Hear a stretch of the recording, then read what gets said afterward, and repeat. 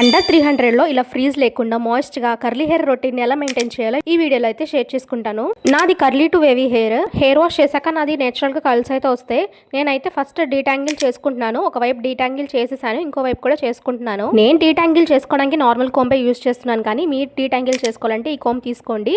మంచిగా hair fall అవ్వకుండా detangle అయితే అవుతుంది. హెయిర్ అయితే సెక్షన్స్ గా డివైడ్ చేశాక నేను చూసుకుంటే నాకు ఈ పాపలా అనిపించాను.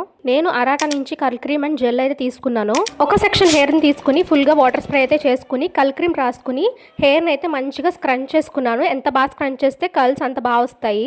మంచిగా స్క్రంచ్ చేసుకున్నాక జెల్ అయితే తీసుకుని అందులోకి కొంచెం వాటర్ అయితే యాడ్ చేశాను. జెల్ ఎప్పుడు డైరెక్ట్ గా యూజ్ చేయకూడదు. నేను చూపిస్తున్నట్టుగా అప్లై చేసి మంచిగా స్క్రంచ్ చేసుకున్నాను. ఇదే సేమ్ ప్రాసెస్ మిగతా సెక్షన్స్ కూడా చేసుకోవాలి. ఫ్రంట్ హెయిర్ ని మాత్రం నేను ఫింగర్ కాయిలింగ్ చేసుకున్నాను. అలా చేసుకోవడం వల్ల చాలా బాగా వస్తుంది కర్ల్స్ అయితే. ఫ్రంట్ లో ఉన్న హెయిర్ అంతా అలా ఫింగర్ కాయిల్ చేసుకున్న తర్వాత నేను ఎయిర్ డ్రై అయితే చేసుకున్నాను. జస్ట్ ఎయిర్ కి డ్రై చేసుకున్నాను హెయిర్ అంతా.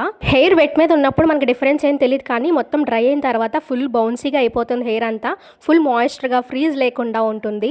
నా హెయిర్ అయితే ఒక 80% డ్రై అయింది. 80% కే నా హెయిర్ ఇలా ఉంది. ఫుల్ గా డ్రై అయ్యాక ఇంకా ఫుల్ గా కర్ల్స్ అయితే మంచి మాయిశ్చర్ గా కనిపిస్తాయి. క్రీమ్ కూడా చాలా తక్కువ తీసుకున్నాను. తక్కువ క్రీమ్ కే నాకు మంచి కర్ల్స్ వచ్చినాయి అండ్ మాయిశ్చర్ గా ఉంది హెయిర్ కూడా. నాదైతే చాలా ఫ్రీజ్ గా ఉంటుంది. ఇది ఈ రొటీన్ చేసుకున్నాక నాకు అసలు ఫ్రీజీనెస్ లేదు హెయిర్ అయితే.